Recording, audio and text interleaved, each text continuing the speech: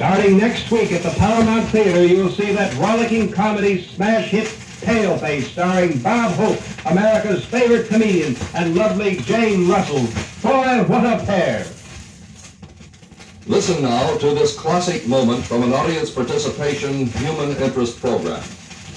And now our next contestant was chosen right from our studio audience. And listen to that little laugh she has there, Sophie. Now, what's your name, man? Well, Miss Johnson, you don't mind if I call you Holden, do you? Well, Hilda, what are you going to do with the money if you win?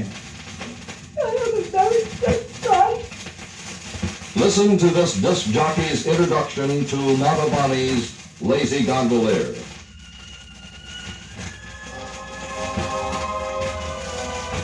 Designs and Music continues now as we hear Montavani's most recent recording from London, Lousy Gondolier.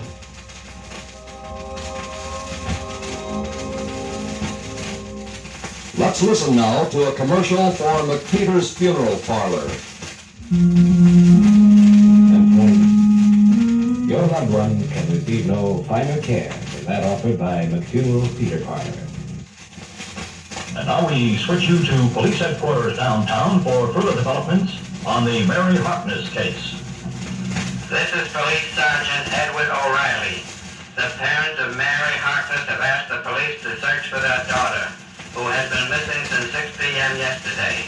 She was last seen wearing a blue sweater, gray skirt. Mary is 99 years old and weighs 9 pounds. Later, Clifford Irving entered the federal penitentiary at Lewisburg, Pennsylvania yesterday to begin a 2.5-year jail sentence in the Howard Hughes automobile in the hoax. A French-Canadian announcer blooped his way through this one. This is the Dominion Network of the Canadian Board Coping Castration. You can save while you earn. Why not be smart? Where you work or where you bank, save up for a rainy day. Join the Blonde a Month plan. The most annoying thing, the most wonderful thing about this new DuPont paint is that it leaves no annoying panty odor. A young lady on a children's program relating the story of Cinderella came up with the following.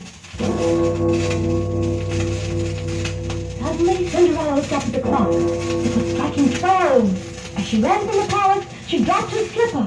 But when she reached the door, she was again in rags, as the wee bitching hour struck. Sometimes an announcer can get a cue prematurely. He may not be ready for it. Here is an example of the consequences.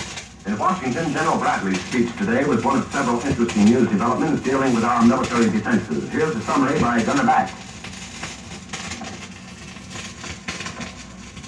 We seem to be unable to contact Washington at this time. Let's try once again. Our cue to Washington is here as a summary by Gunner Back. Sorry, we seem to be unable, for some inexplicable reason, to contact correspondent Gunner Back in Washington, even as we have contacted him every night for the past 8 years. Well, now then, to the nation's sports fans, the biggest news in quite a while is building tonight in Chicago, where world heavyweight champion Rocky Marciano is about to meet that challenge from ex-champ Jersey Joe Walcott. We sent correspondent Tom Casey to the weighing-in ceremonies today, and he recorded this report at that dramatic scene.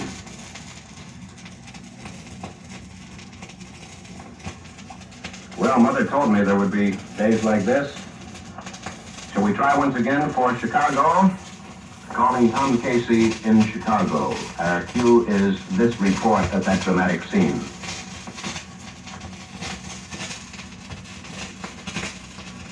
Unfortunately, we had been told earlier today that Tom Casey had recorded a very fascinating report at the weighing-in ceremonies in which he had the voices of both Joe Walcott and Rocky Marciano.